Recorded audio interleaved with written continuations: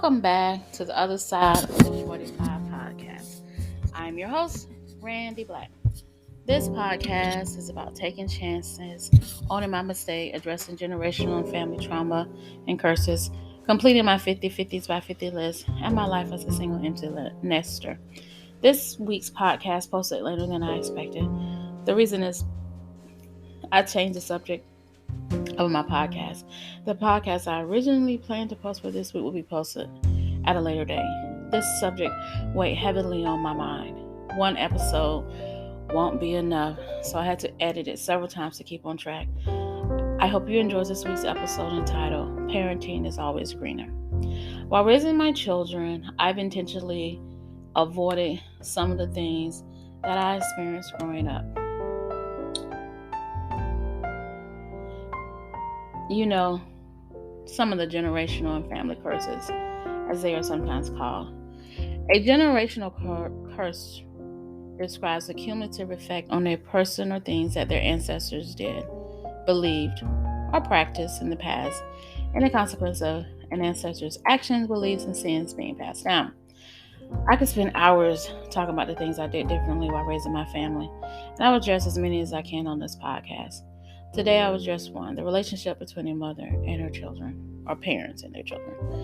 My children and I like to believe we're close, which has been pointed out to me several times by friends, coworkers, and even strangers.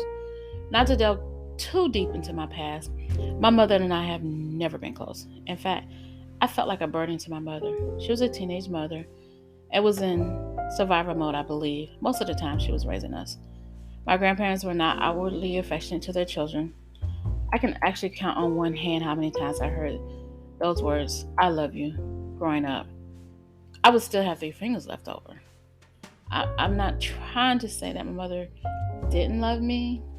Well, maybe I am trying to say that. But she didn't say it except 3 times. I remember each of those 3 times she said it. I remember because it was unusual to hear. And I was shocked when I heard it. I never heard my grandparents say it. And I never asked mother why she never said it. And as I got older, I concluded it was because she herself didn't hear it. So, when I had children, I wanted to make certain that they heard it often. I know I'm not the only one. I've crossed paths with many people of different races and backgrounds that say the same. But it's not just that we weren't told by our parents that they loved us. Most of us were not close to our parents. When my children were in the 4th and 5th grades, I was living back in South Carolina. I had lost my job and had to move back to my hometown. The girls and I were not happy moving back to this small town. The girls were used to having lots of opportunities from living in the suburbs of a major city. The adjustment was hard on all of us. I, too, was unhappy. We were anxious to return to the city. Regardless of our current situation, I wanted to make the most of where we were. We wanted to get back to this, but we still found joy. We gathered with family and participated in the few activities offered. The girls were still young enough to run. They were still young enough to run in the yard. We were living in a house with a big fenced-in backyard. I lived across the street from my cousin's family. The cousins would either come to our house or the girls would go to theirs to play. One day, the mother of some of my cousin's children was visiting me at my house. She was a young woman, 18 years old, with 4 children. Now, I can't remember how many children she had. I know she had 2 with my cousin and at least 2 more from her previous relationship. I don't remember what we were talking about. We didn't have much in common. However, she said something I will never forget. She said to me, "I've never seen a mother love her children as much as you do." At this time in my life, I had been active on the parent organizations at my children's school. Most of the parents I knew were very loving. Hearing them say "I love you" to their children was common. At that point, I had not thought of measuring a parent's love for their children. This young woman was only 18 and had observed my interactions with my children and concluded that not only had she not experienced this type of love, but also she wasn't giving that type of love to her children. And I'm sure you can deduce from this that this young woman had an unconventional life. She had at least 4 children and was only 18. I re- I've retold this story a few times to my fellow Parent Teacher Association members. Not because I was bragging about my parenting, I never do that, but to remind them that not all parents come from the backgrounds that are like theirs. See, when you're making decisions that affect all of the children in the school or in the state, it is important to have a diverse group of people at the table, if possible. And if not, at least take that into consideration. Even knowing this, when I think about that conversation, I had never really thought about the measurement of the love of a parent. It was a bit of a wake up call for me. Like I said, I didn't hear I love you when I was growing up. I didn't think I wasn't loved until I was much older. I didn't expect to say that on this podcast, but there it is. I'll talk more about that in a different episode.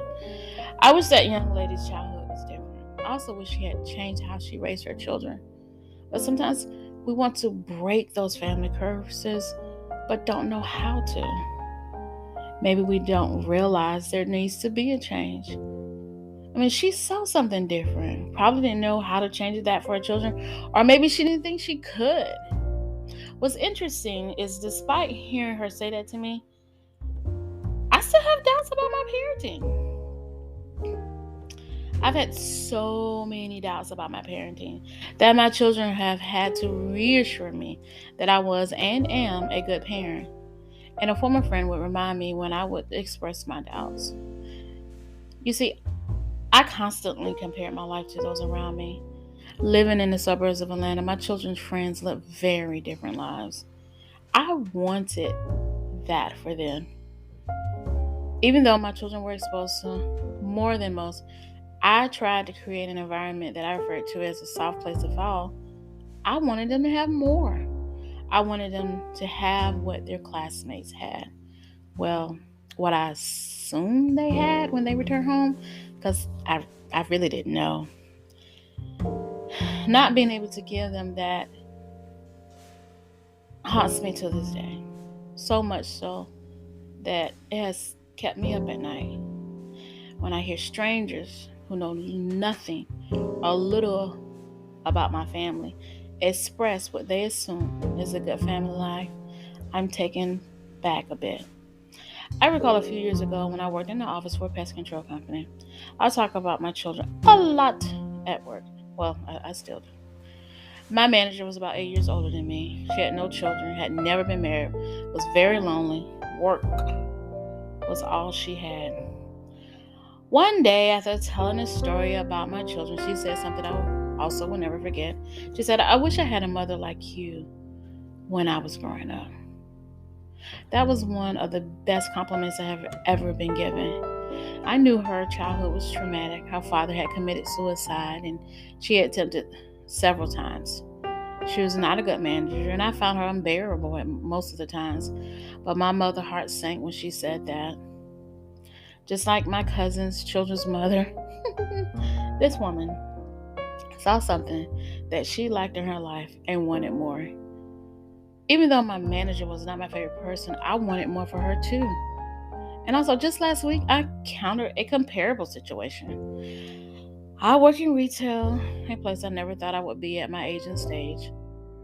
My neighbor came into the store.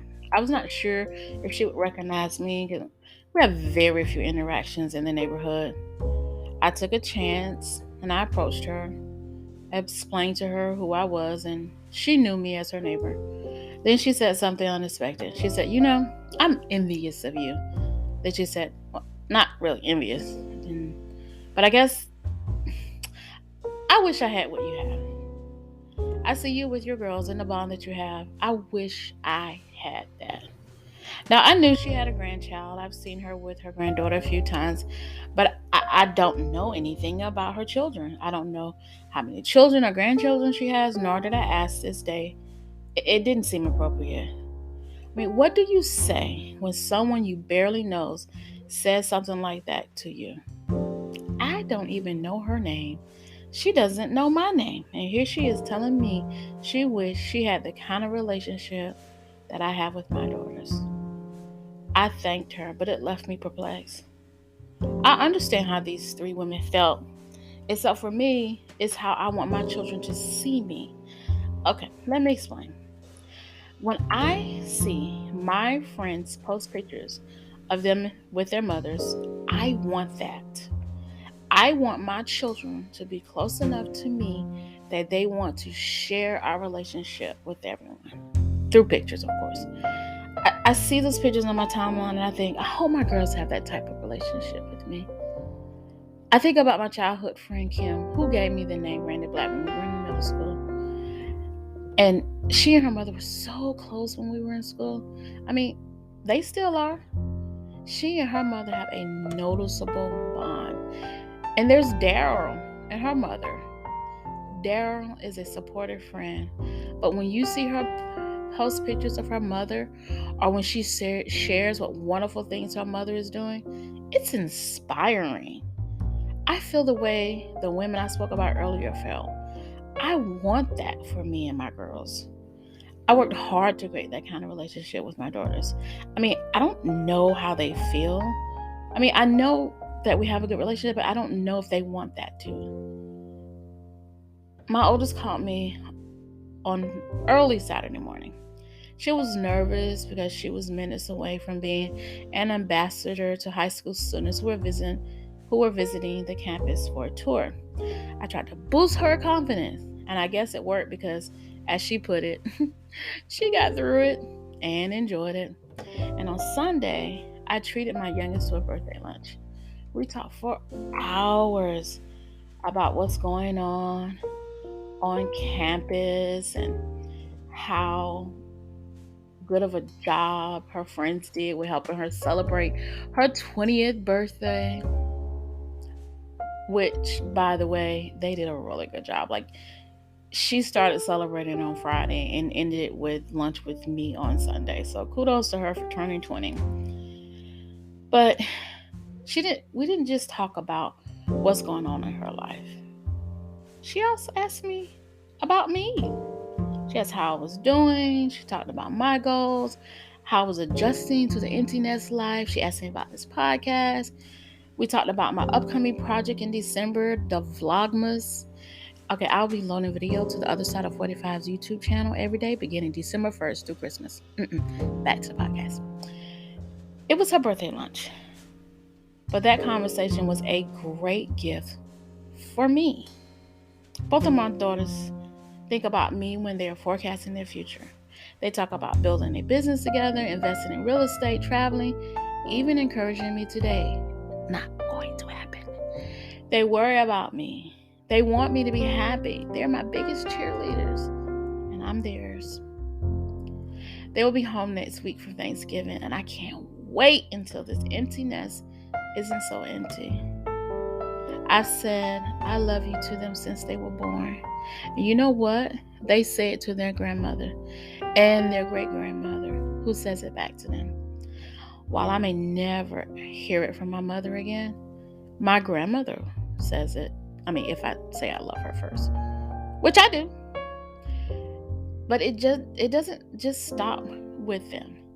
My aunt, who's my mother's sister, she also says it. So that's a generational and family curse that I'm confident that we've broken. And it feels good to know that I had a part of that. So it's like the great Mary J. Blige says in the theme song of my life, Just Fine. I like what I see when I'm looking at me, when I'm walking past the mirror. Don't stress tonight at a time in my life. Ain't worried about if you feel it. Got my head on straight. I got my vibe right. I ain't gonna let you kill it. You see, I went and changed my life. My life's just fine. So meet me on the Other Side of 45's podcast, blog, YouTube, and Instagram. New episodes will be released every Monday.